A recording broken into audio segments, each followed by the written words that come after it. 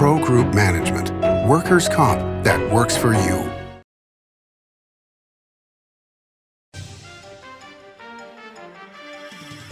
Welcome to Nevada Newsmakers. I'm Randi Thompson, sitting in for the vacationing Sam Shad.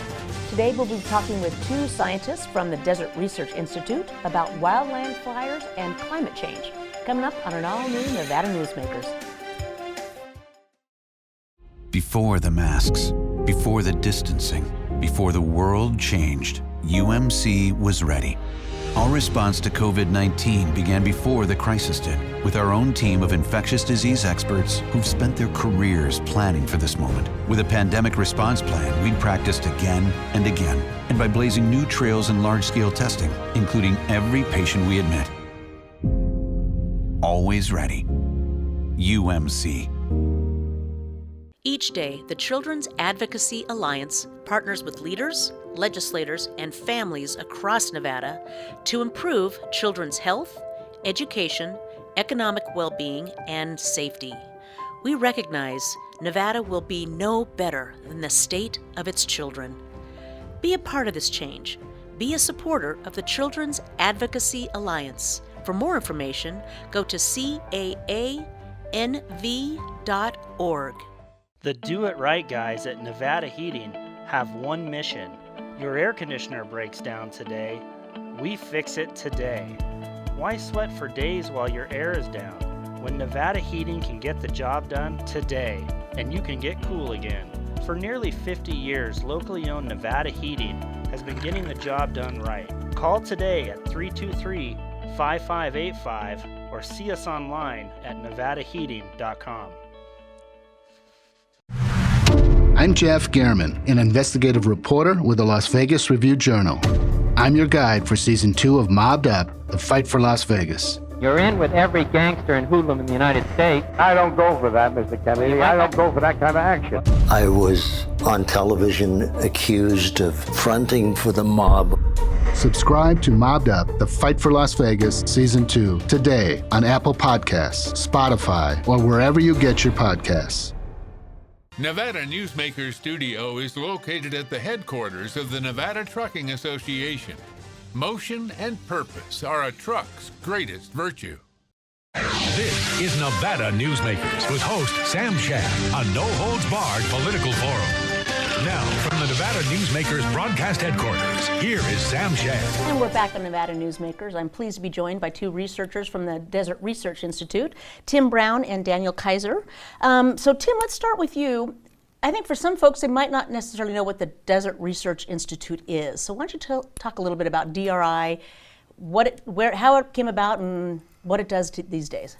Well, DRI is the environmental research arm of the Nevada system of higher education. And so a tremendous amount of environmental research works there. And I like to think of it as we do everything from just below the surface of the ground all the way up through the atmosphere. And here locally in Nevada to all over the world, we've been pole to pole in the research that takes place. So your focus is more on the wildlands and climate change. And what's your focus, Daniel? So my focus is mainly on the health effects. Effects. Like disasters like wildfire smoke. Okay, and fascinating stuff. So I think I remember DR best as cloud seeding. Are we still doing that? Yes, there still is some, but yeah, that's right. That's one of the early things that DRI has done. So it does take place, but yeah, the program of DRI has expanded tremendously now. There's actually 3 divisions. There's atmospheric science, earth and ecosystem science, and hydrologic science. And is there any mining involved, or is it more just on the water side of things? Only mining for science. Okay, I like that. That's very good. So your specialty is, you're part of the climatology area, director of Western Regional Climate Center. So what are you doing in your role?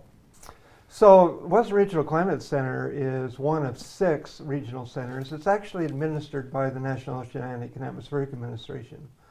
So our primary function there is to provide climate data, information, tools, subject matter expertise to the western U.S., not only Nevada, but our area also includes Alaska and the Pacific Islands. So that's a variety of ecosystems, huh? It's a big variety of ecosystems, climate, and of course a vast population, anything from agriculture, energy, recreation, tourism, about anything you can imagine. So the western states primarily meaning the Great Basin, correct? Actually, or we start with Utah and work our way west. So it's 11 states. Okay. So obviously the big focus right now has been fires. We've got a lot in Montana. I think even in Alaska there's some fires going on, if I remember right. But there have been, yes. Yeah. But so looking at really what's happening specifically in our area, this is the first, I guess, week, it seems, that we've had actually clean air in Reno. After, 6 weeks of bad air, it seems. Yeah. And we had fires surrounding us on the north and the south. And I remember talking to a lot of folks down in Vegas, and they had no idea that Reno was just literally in a smoke bank for weeks on end, and all of us were coughing, which we'll be talking to you about. We've had decades of managing forests where we suppressed fire instead of letting it burn.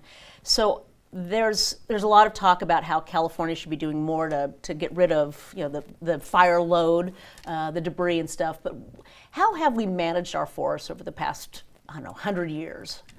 Yeah, so it's really started actually with what's called the 1910 big blow up that occurred in the northern Rockies.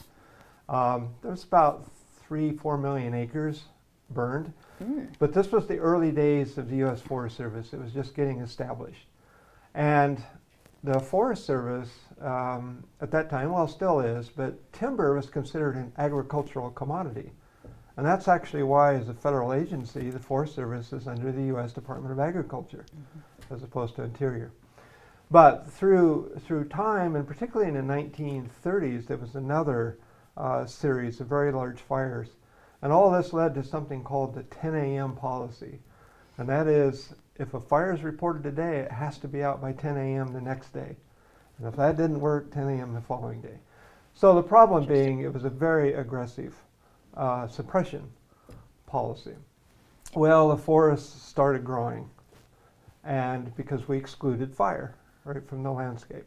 So in the 1970s, though, prescribed burning began to come back to the West, and now it is an important part of federal management. In the Southeast U.S., prescribed burning continued over the last century. It was only in the West that it was considered a problem. And why did we consider that a problem? And why do we continue to suppress? Well, it was considered a problem because timber was considered that a very valued commodity. So you wanted to protect the forest, and it just took time to realize, well, wait a minute, there's other aspects about the forest. If you have this dense forest, that's not as healthy, right, as actually an open forest. If you look back at pictures from the past, you'll see folks riding horses through the forest. You can actually see through the trees. Many places now you can't do that. Well, in the Tahoe Basin, it was pretty much clear-cut back in the 1860s, right, to build the Flume Trail and to get timber down to down to Virginia City. So with that, didn't they kind of develop then a monoculture, just like one tree, came back? I mean, we really did not let the basin come back naturally, or did we? Well, it's come back, but not the way it was. So we would actually consider what's up there now as new growth, right, not old growth, because you're correct. It was virtually clear-cut through the basin. So, and monoculture is potentially a problem as well. Well, do you see now that Forest Service should actually move to the Department of Interior? Or are we ever going to see that change? I don't know. I'm not sure that it really matters, because the federal fire agencies, well, land management agencies, so there's 5 in Department of Interior, and then there's the Forest Service, they actually work together very well. There's all kinds of agreements to do that. And so it's probably fine, and that's not my call if they should move or not. But having worked for the Department of Interior, I sort of understand that. Well, we're going to take a quick break. We'll come back and talk about how climate change is impacting wildland fires right after this. Get in on the Tamarac Casino's $175,000 Hidden Treasures Guaranteed giveaway now through September 30th. Earn entries in the weekly drawings and win big during the 2 $35,000 grand prize giveaways. Your good times are at Tamarac Casino. Hello, is this D&D Roofing? Yes, it is. How may I help you? You did such a great job on my roof. May I speak to the owner? I am an owner. Oh, Can I speak to your supervisor? Sure. How may I help you? I love your work. May I speak to the owner? I am an owner. We're all owners. Well, that's why at D&D we work so hard to keep your home safe and sound. Oh, no wonder. D&D Roofing and Sheet Metal. Local, employee-owned, here for you. Like a traditional handmade basket, retail is woven into the fabric of life in Nevada. From big box to mom and pop, retail supports our communities in countless ways. Jobs for the disabled, team uniforms for kids, help for the elderly, and so much more. Retail employs over 1 in 10 workers. Retail supports Nevada, and we support retail. RANNV.org. Pro Group Management offers workers' comp services to a growing number of industries. As businesses grow and change with the times, the need for a solid workers' comp program must be flexible and up to date. The evolving nature of regulations can make staying ahead of complex tasks challenging. But Pro Group Management simplifies the work so your industry can move forward and succeed. Pro Group Management. Workers' comp that works for you. Truck drivers are some of the hardest working people you'll meet, delivering over 70% of America's freight and 92% of Nevada's. When there's a natural disaster, they're delivering critical supplies to help those communities recover and rebuild. Every sector of the economy and our nation's military rely on truck drivers. So let's take a moment to say thank you.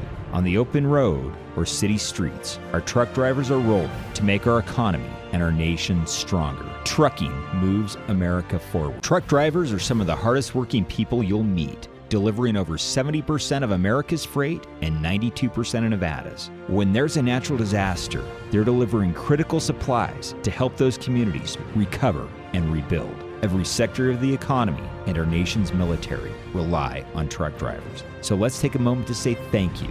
On the open road or city streets, our truck drivers are rolling to make our economy and our nation stronger. Trucking moves America forward. Get in on the Tamarac Casino's $175,000 Hidden Treasures Guaranteed giveaway now through September 30th. Earn entries in the weekly drawings and win big during the two $35,000 grand prize giveaways. Your good times are at Tamarac Casino. This is Nevada Newsmakers. And we're back on Nevada Newsmakers with two scientists from DRI, Desert Research Institute, for those that don't know that, Tim Brown and Daniel Kaiser. So Tim, just to kind of wrap up a little bit on wildland fires, so climate change is obviously impacting it. What are you seeing and kind of going in the future? What are we expecting and what's the science telling us? So yeah, climate change is definitely impacting. It's really exacerbating what's going on out there. So I think the main things that temperature warming is a big deal, of course, but that's also exacerbating the dryness of the fuels. What we think of as fuel flammability. It's allowing those fuels to dry out more because the warming atmosphere, it takes moisture out of the soil, it takes moisture out of the vegetation, and it's actually kind of a feedback loop that takes place there. So when there is a spark, when there is an ignition, now you've got all this fuel that we just talked about, plus very dry and combustible fuel. So if you have some wind, if you have the right kind of terrain, it's very easy for these fires just to take off and become large and very difficult to manage, and a lot of smoke production. That's for sure. Oh man, that's for sure. And yet fire is good for forests. I mean, so there are some pine cones that actually break open with fire, correct? I mean, fire can be good. It's supposed to be good. Right. So a lot of the forests are adapted in many ways to low severity fire. Interesting. That's fire that that just runs along the ground and not a lot of energy to it. Cleans out the undergrowth, the brush, to allow the dominant, say, trees in a forest, to propagate and be healthy. But what we're seeing are these more high severity fires, and this is just totally burning out a lot of the forest. Not every place. There's actually stands in forests, and so even some of these bigger fires that we've been seeing, some of the fire in there has been good. It's not all been bad. And it seems like fire season is now year-round, right? It's have we definitely expanded? it's definitely gotten longer. Yeah. Yeah, on both ends. So, and again, that's because of the warming. It's allowed conditions to dry out sooner and last longer through what we used to think of as just a summer fire season in many places here in the West. So what should we be doing now going forward to help prevent these huge fires? What's the modeling saying? What's the science saying? Well, from a public perspective, a lot of things is just be careful with ignitions. A lot of the fires are human caused, not always on purpose, right? Many, in fact, the majority are actually accidental, but there are probably still things that we can do with that. Mm. But from the bigger picture, it is our human-caused climate change that's a big factor here. It's not the only factor to these fires, but it is one of them. And so anything that we can do to help mitigate that kind of warming trend, that's going to be very important to our forests and ecosystems. So Daniel, you're on the health side of all of this. So obviously, what are your biggest concerns when it comes to these big fires? So, I mean, obviously there are health impacts to people who are driven out by the fires, but I think one of the things that my group is most concerned about, and I think in general is of most concern, is people who are affected by the wildfire smoke, perhaps hundreds of miles away. And this is affecting millions of people across the western U.S. and even people on the East Coast. I had a girlfriend that went to Boston in the middle of August, and she said the air quality in Boston was bad, and it was coming from the fires out west. So California, even Montana, because Montana had some huge fires this year too. So it is, what are you seeing? You're talking about the diversity of what's burning, but are there certain things that hurt lungs more than, is that you've got sagebrush, you've got rabbitbrush, you've got pine, you've got juniper, I mean. Sure, yeah, and that's an area of ongoing research. I don't know that necessarily we have a handle yet on what might be most harmful. There has been some research comparing urban particulate matter, from say vehicle emissions and industry versus wildfire smoke or biomass burning. And in general, it seems like, if anything, wildfire smoke is more toxic than things that might come from cars and stuff like that. Oh, well, that's a little scary. But you've also got homes that are burning. I mean, does that have an impact as well? Sure, you've got homes, propane, whatever. Yeah, I mean, if you start talking about heavy metals and stuff like that, that's also going to be an issue. Because the temperatures of these fires are pretty intense, it seems like.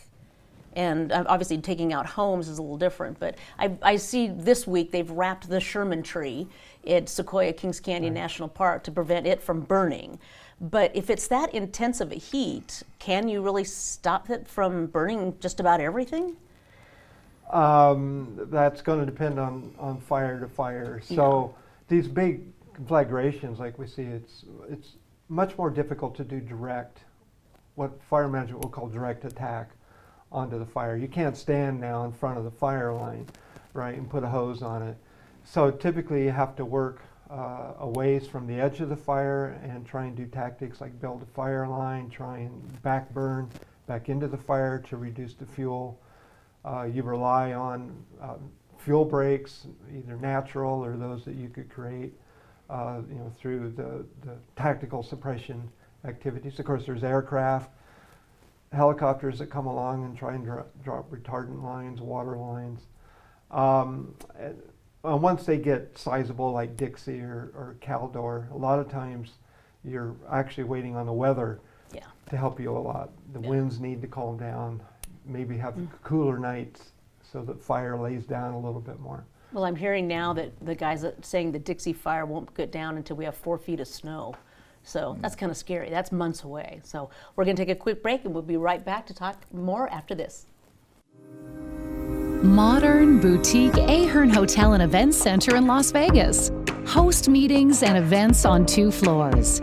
Stay in luxurious rooms and suites. Unlimited branding opportunities. Regional Italian cuisine by Chef Mark Segrisi. Flexible event spaces.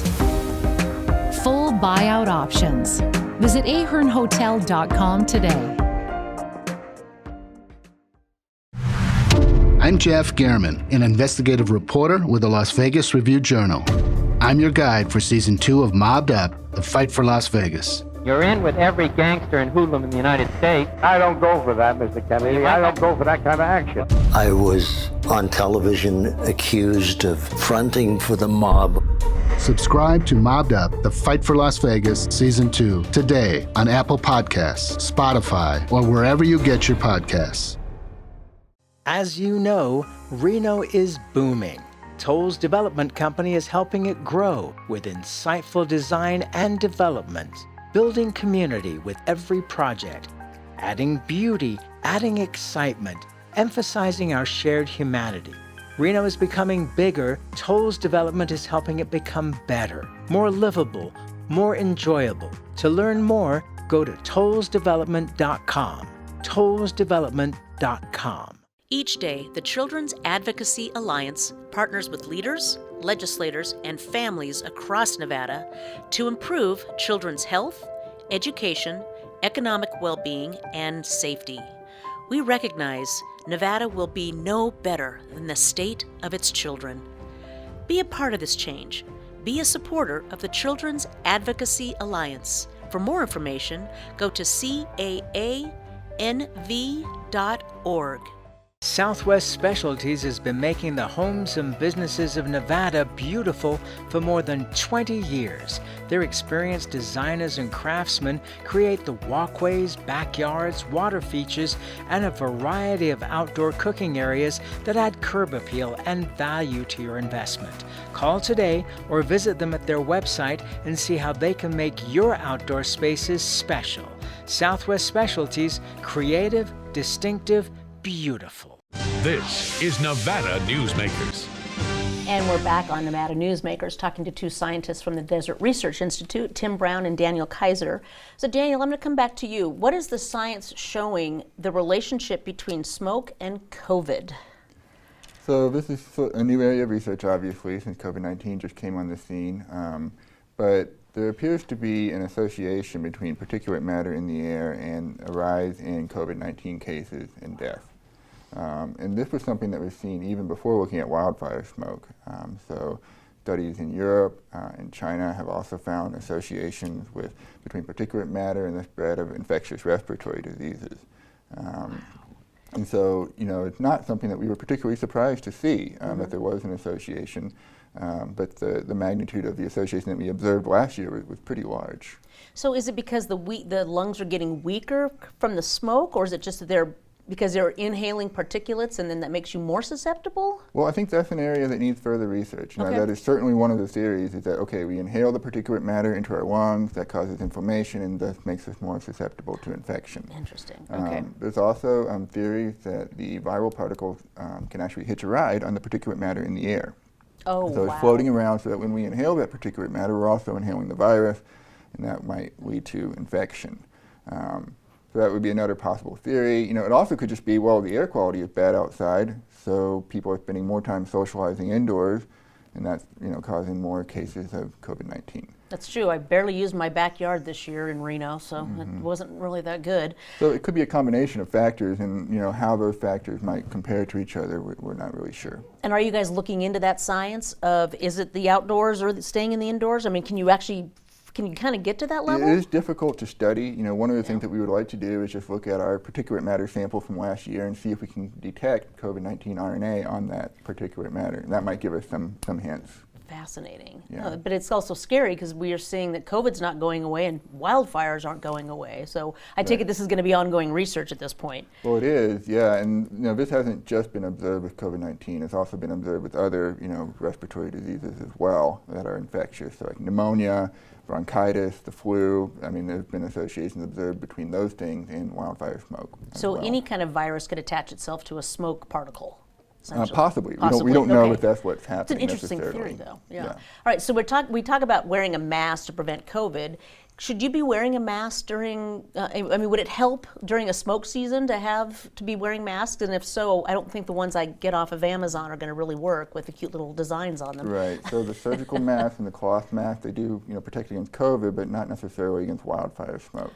Interesting. And so the masks that are thought to be more protective against particulate matter would be like the N95s or the KN95s. Those would be protective against both COVID-19 and the particulate matter in the air. So those could, if you can obtain those, they're a little harder to get, a little bit more expensive, but they could be more protective. So are you surprised by this finding, that there's these, I guess these theories more than findings at this point? But yeah. So we observed an association,